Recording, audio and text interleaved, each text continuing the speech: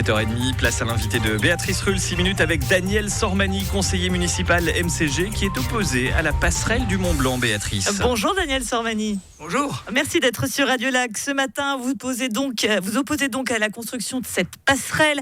Une passerelle qui offrirait pourtant une infrastructure dédiée aux piétons, permettant d'offrir une piste cyclable bidirectionnelle aux vélos, une voie supplémentaire à la voiture sur le pont du Mont-Blanc. C'est quoi le problème alors avec cette passerelle ?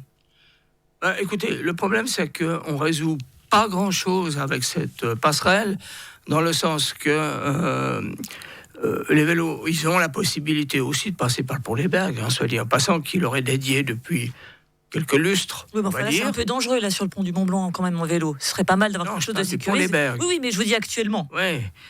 Évidemment, comme tout un chacun, c'est comme quand on verse de l'eau, on cherche toujours à faire au plus court. Donc, il préfère passer par le pont du Mont-Blanc. Et sur le pont du Mont-Blanc, évidemment, il y a une certaine dangerosité. Mais on n'a rien résolu en ce qui concerne ce U cyclable, auquel, sur le principe, on est favorable. Justement, la création de la passerelle permettrait de le terminer, le U cyclable, puisque comme ça... Non, on ne termine rien du tout, parce que le problème du jardin anglais n'est pas résolu. Par conséquent, on n'a pas une solution qui est véritablement harmonieuse, avec un véritable U cyclable, totalement sécurisé, entre les deux quais. Donc c'est pas une super bonne solution. Bien sûr, tout le monde dit mais c'est formidable, une passerelle piéton, etc. En plus, c'est joli. Ça se discute encore ça. Et puis, je suis pas sûr non plus.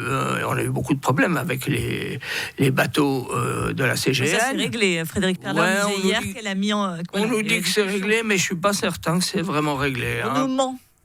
Je ne sais pas si on nous ment, mais en tout cas, il y a une problématique. Et évidemment, elle risque de nous retomber dessus après coup, qui pourrait encore entraîner des coûts. Alors, après, il y a le coût de cette passerelle. C'est juste pharaonique. 57 millions. Piéton à 55 millions, même s'il y a des sponsors. Heureusement encore que... On va préciser, il y a des fonds privés, il y a la Confédération, et la ville, c'est 26 millions. Et l'État.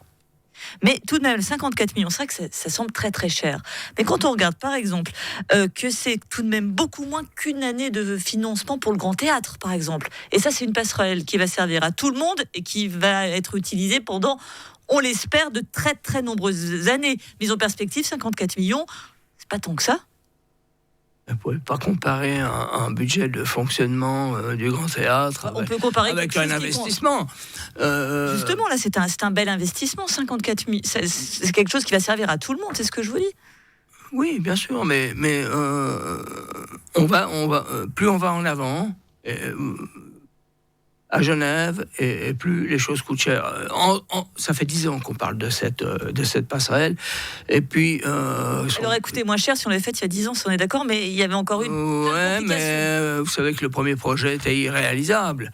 Donc, une fois de plus, on a eu beaucoup de soucis avec ce bureau d'architecte aussi, parce qu'il a voulu faire des fantaisies, puis le résultat, c'est coûteux, et deux, il a fallu remettre l'ouvrage sur le métier, on veut dire, ce qui nous a pris 10 ans.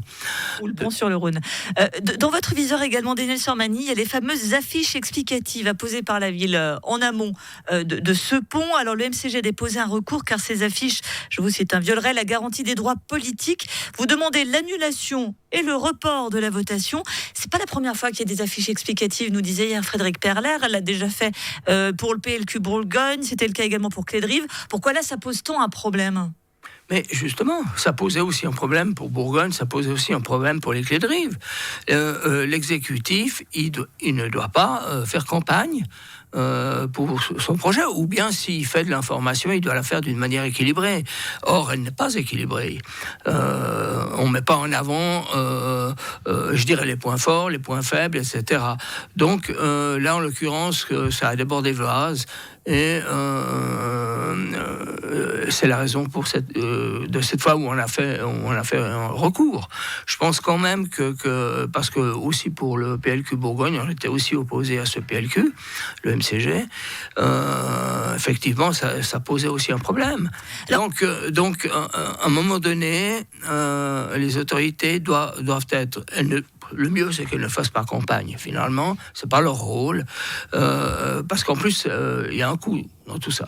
Alors justement, cette passerelle, on va quand même rentrer un tout petit peu dans les détails. Elle fait partie du premier projet d'agglomération. On s'est engagé auprès de Berne à réaliser une infrastructure en échange de subsides fédéraux. Si on ne la fait pas, cette passerelle, vous êtes un élu fédéral, on va pas se le cacher, vous et Genève, on va passer pour des guignols. Oh ben écoutez, je crois que en matière de guignol, Genève est déjà bien cotée à Berne. Hein. On le voit comment sont accueillies toutes les initiatives parlementaires de Genève, même si certaines auraient un véritable intérêt. Hein, donc, de toute manière, on est mal accueillis. Donc, c'est pas ça qui va changer quoi que ce soit par rapport à notre popularité à Berne. Oui, mais enfin, quand on va demander d'autres choses, on nous dira vous êtes bien gentil. Quand on vous donne de l'argent, vous le faites pas. Donc, on perd quand même beaucoup de crédit. Oui, écoutez, les plans d'agglomération. Qui sont, je dirais malheureusement, votés régulièrement par le Grand Conseil. Et on est très très en retard dans les réalisations. Et Berne nous tire les oreilles de tous les côtés. Hein. Puis, parce qu'ils ont même menacé de couper les crédits. Et d'ailleurs, il y en a même le plan d'agglomération 4, sauf erreur, avait été diminué parce que on n'avait pas encore terminé la réalisation du numéro 1 et du numéro 2. Et qu'en sera-t-il pour la passerelle du Mont-Blanc ? Donc on est lent aux réalisations, donc c'est pas ça qui va changer quelque chose. Non, on doit être juste, on doit être bien. Or, on n'est pas juste avec ce conseil administratif et surtout avec Madame Perler. Et la justice m'oblige à vous arrêter puisqu'il y a une question de temps de parole pour que tout le monde ait le même temps. Merci beaucoup Daniel Sormany, conseiller municipal de MCG, on l'a compris, opposé à cette passerelle du Mont-Blanc. Rendez-vous le 24 novembre. Merci à vous.